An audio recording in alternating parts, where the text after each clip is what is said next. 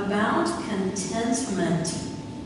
So I have some cards here, and I was thinking about this, about contentment. What makes us content? Do you like it when you go to the bank and you get some money? Yeah, okay. Well, that is from the bank. So that card's from the bank. We're going to have you just put it, why don't you plop it in there? Okay? Put it in there. This one actually looks like money. Looks like Benjamin Franklin, like $100 bill. So why don't you put that one in there? Okay? And this one, oh, that one actually, that's fancy. Looks like gold, doesn't it? Yeah, would you like to have 4 bars of gold? Yeah. Okay, why don't you put that one in there?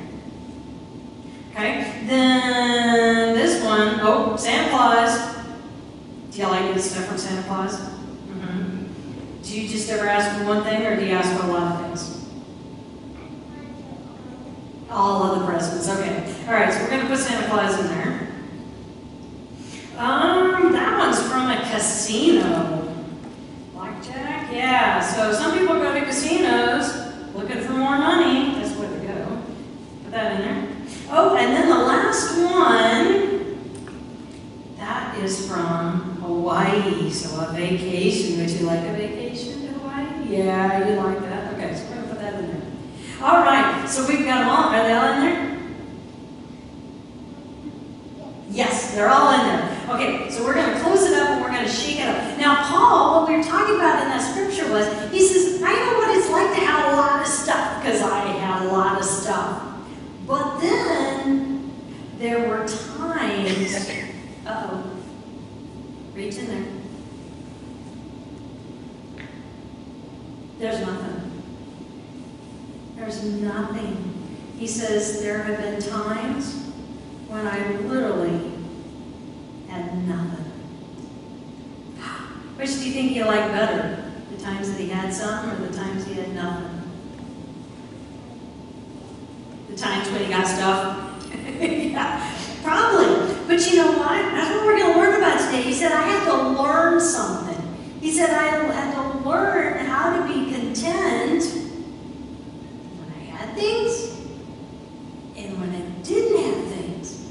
Because his happiness was not based on stuff. I know it's kind of hard at your age to understand that. But as you get older, well, even some of the adults have a hard time with that too. But as you get older, you learn that, you know what?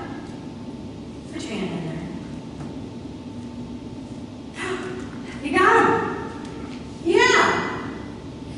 So whether you have money, whether you can go to the bank and draw out as much as you want, whether you can go to the casino and win a lot, or you can have a really big trip, or you have gold, or you get to go on a vacation, doesn't really matter.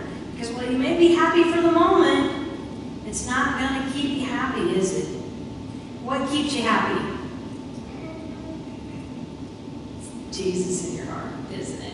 Jesus, that's right. Jesus keeps you happy. So, did you get breakfast this morning? No? So you know what it's like to be hungry then, don't you? You know what it's like to have need. Well, guess what? Will that make you full? Yeah, okay. So now you know what it's like to be hungry, and you know what it's like to be full. And you know what? You're going to get fed with much more than Krispies, because today you're going to get fed with the Word of Jesus, which is going to keep you sustained a lot longer than those Rice Krispies. Are you like super hungry? Yeah, you need to.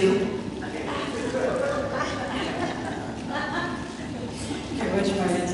Dear Heavenly Father, thank you so much for showing us that only you can meet all of our needs. And whether we have a lot or we have little, all we have to do is turn to you and be content with what you've given us at the moment, because you will sustain us. In your name we pray.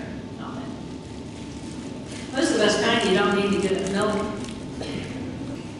She had pancakes. Yeah, but if we don't tell people that. Okay, so today we looked at Philippians, and this is really this snippet out of everything that I read. There's 10 verses. This is what I want you to get. It's 11 through 13. Okay?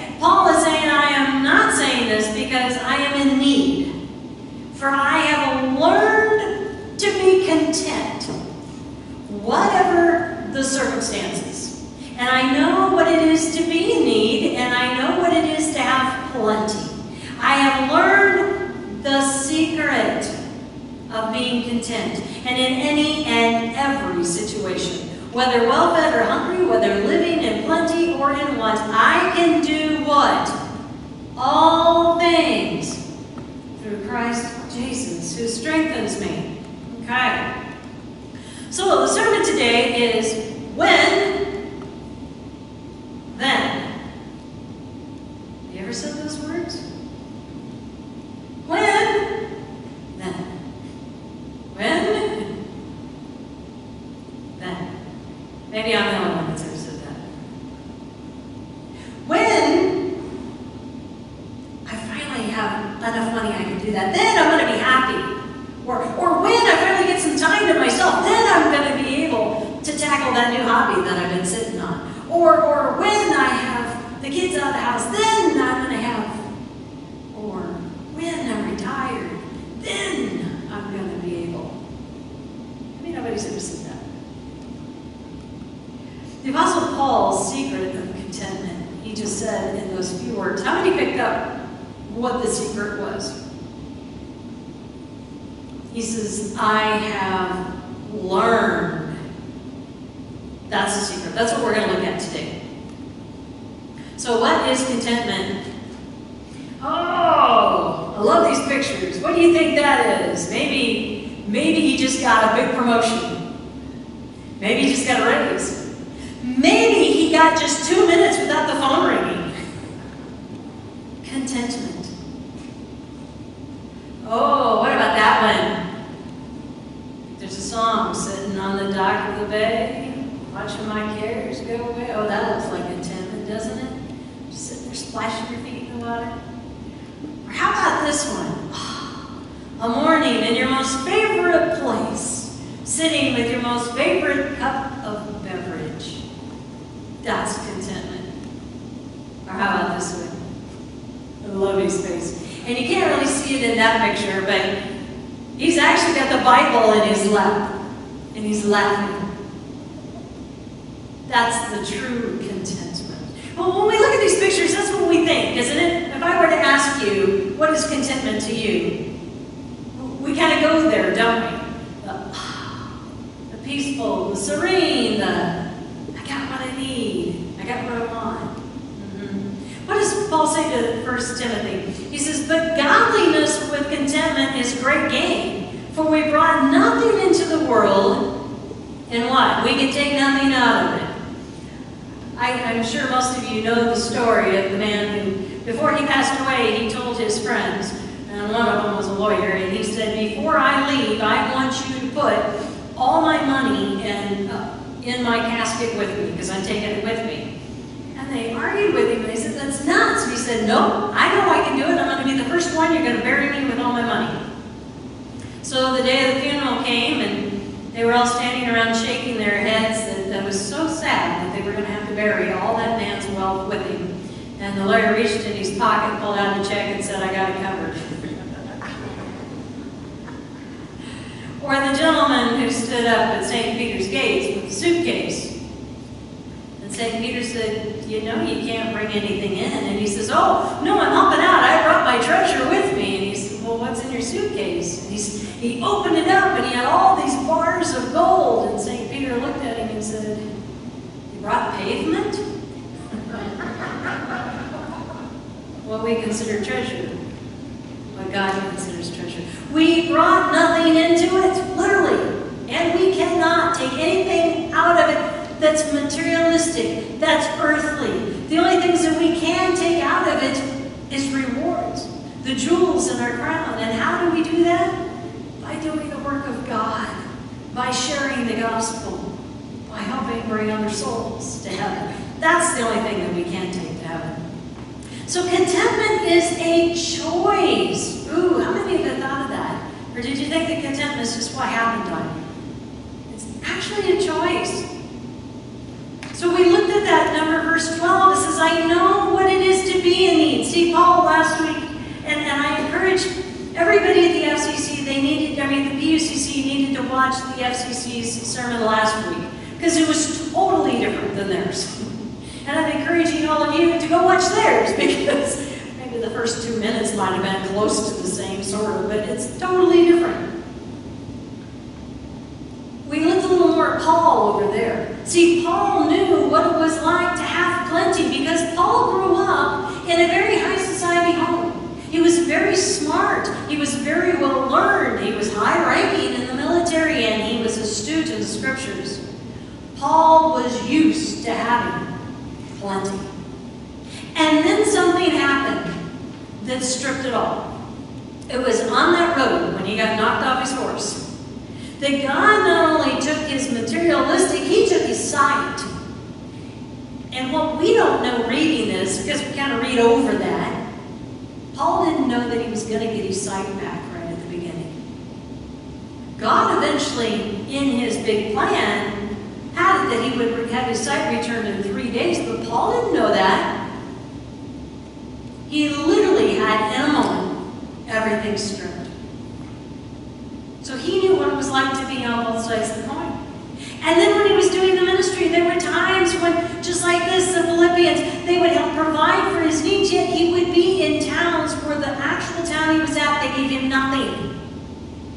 He had to rely on the generosity of others. And then there were times when he was shipwrecked, when he was in a prison, when he literally had nothing again. But he found the secret of finding contentment. Now, we talk a lot about materialistic things, what would make us content? And that's where we usually go, isn't it? It's usually money, time, or things, or the ability to do stuff. But we're living kind of in a generation, and we don't have the younger crowd so much today that we did last week. For them, this is contentment. How many people here on social media and Facebook? How many are looking for their likes? How many people liked it? How many people didn't like it? May not be much to you, but for the younger generation, this is huge. In a moment, never in recorded history ever until now, can a person go from a nobody, a nothing, to instantaneously put something up on social media and become a success. Become 1 million likes, 3 million likes. Become famous. Only to have maybe some people dislike it or say something nasty and immediately become nobody again. For some of our older crowd, this may not be resonating, but for some of the kids, this is why the suicide rates are so high. Because the kids their contentment is in not so much things as it is approval, peers, famous, known. And that could come and it could go at a snap of a finger. So where do we find our contentment? Socrates said centuries ago, he who is not contented with what he has would not be contented with what he would like to have. How true is that? When I get a car, then I'll be happy. When I get a car that doesn't break down all the time, then I'll be happy. Ooh, when I can get that car, then I'll be happy. Now that I'm married, when I get 2 cars, or a car and a pickup, then I'll be happy. See, we're never happy. How many here ever said and had that figure in your mind when you were younger? When we can finally bring home $20,000 a year, oh boy, then we're going to be happy. And then it was when we can bring home 36 or 40,000, oh, then we will be happy. Then it was when we can make 50, 60,000, then maybe we can pay the bills. Then I'll be happy. Life keeps changing. The when, then doesn't. It's always looking for something else. Socrates was right on.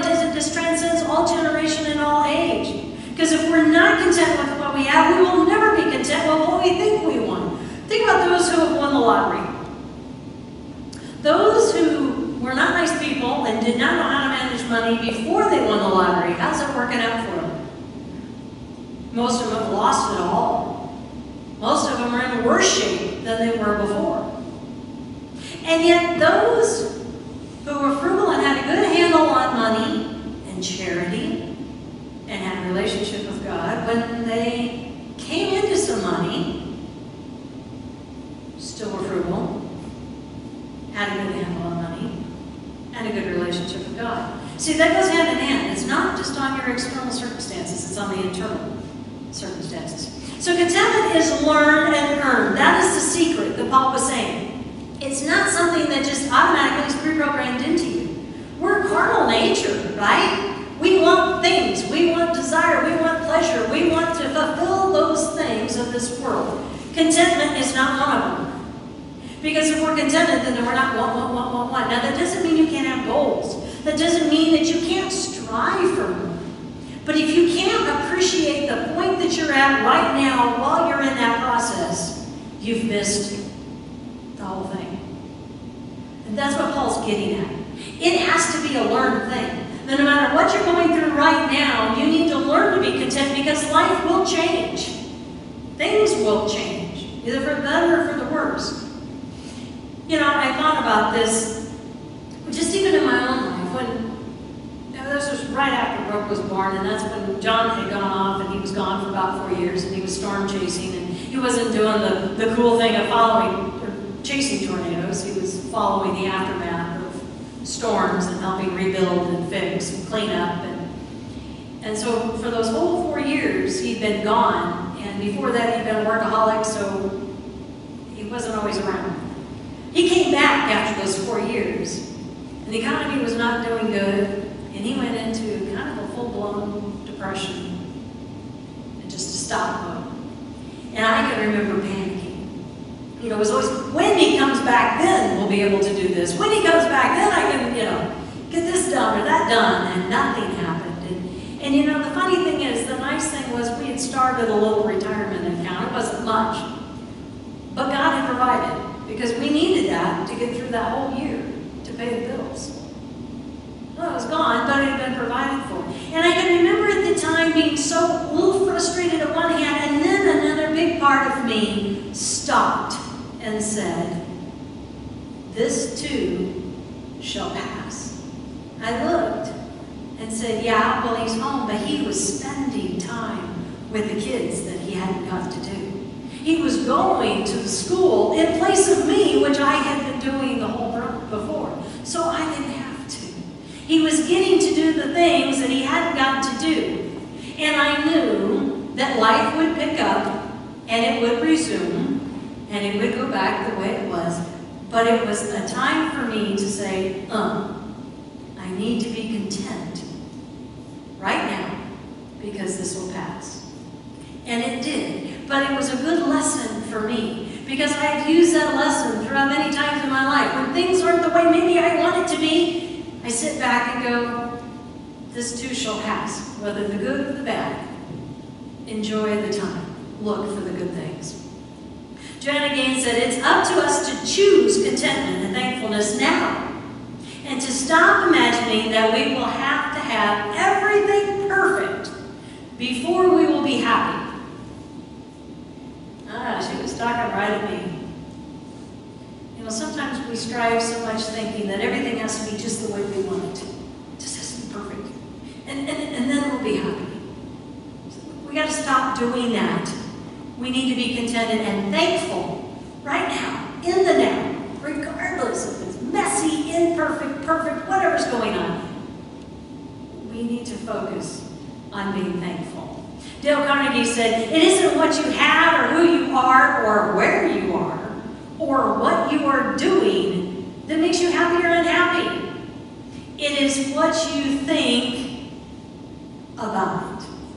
And that is so powerful. Our mind thought process of what it is, just like this. Be unhappy because, well, maybe that situation, because it wasn't going the way I thought it was going to go, or because he wasn't at that moment bringing in a paycheck. If I thought that's what was going to be happy, that's not what made it happy.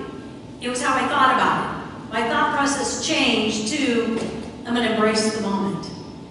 And then we were happy. We were enjoying that time, that vacation. Contentment does not mean that I desire nothing, but rather it's the simple decision to be happy with what I have. What if you found yourself, and those that lived in the dirty 30s will know the Depression era, will understand this very well. What if all you had was pork and beans? And that was your least favorite thing to eat at all, if at all. But all you had was a plethora of pork and beans and nothing else. It's a simple decision to be happy with what you have. This is not that far off. If you remember Moses in the wilderness with the children of Israel, what happened? What were they complaining about? God had taken them to nothing and provided them with manna. This is spiritual food that's only found one time in the entire Bible. It's never existed before or since then. And they had the same thing every day, over and over and over. But were they happy? No. Were they content? No. It had to be a decision. A simple one. Paul says to the Hebrews, keep your lives free from the love of money and be content with what you have, because God has said, never will I leave you, never will I forsake you. Which goes right along with what the children of Israel were doing in that wilderness. Whether they like the manna or not, they want a quail, and I'm sure they started complaining about the quail too. God never left them, and He never forsaken them. When Paul had everything stripped away from him, and he had nothing, he still had God. God never left him. God never forsaken him. Whether he was on a shipwrecked island, whether he was in prison, whether he was blind, whether he was preaching the gospel, God was always with him. So contentment makes poor men rich. Discontentment makes rich men poor. And how true. As I said with the lottery, that speaks volumes. Just because you come into a bunch of material stuff does not change what you like on the inside. Contentment is actually a state of peaceful happiness, because isn't that really where we're starting to achieve? Contentment really is what? Peace. That's what we all want. We all want that inner peace. It's the art of being satisfied with each day we are given. And you know what? We talk about money because some have more and some have less. But what about time? We are all given the exact same amount of time every day, every year. How do we use that time? And if you were to talk to people, more people almost tell you any more about time than they will money. When I have enough time, then I will do this. When I can carve out an extra hour, then I will do that ministry that God called me to do. When I let something else go, then I can. We all have the same amount of time. How are we using that? You know you have made the right decision when there's peace in your heart. When you have come to that point of contentment, that whether you have plenty, you have little, whether the world is raging around you or there is calm and stillness. When you can be content and find peace in the middle of all of that, that's when you know that you have learned the secret. You've made that decision to choose that state. And that's when you can say, I have learned to be content with whatever circumstance God has put me in. That is my prayer to each and every one of you. Remember, don't beat yourself up. This is not an innate, inborn trait. It's something that needs to be learned. So if you haven't learned it yet, I would encourage you to go home and spend some time with God and say, help me learn how to be content right now, where I am, this day in my life.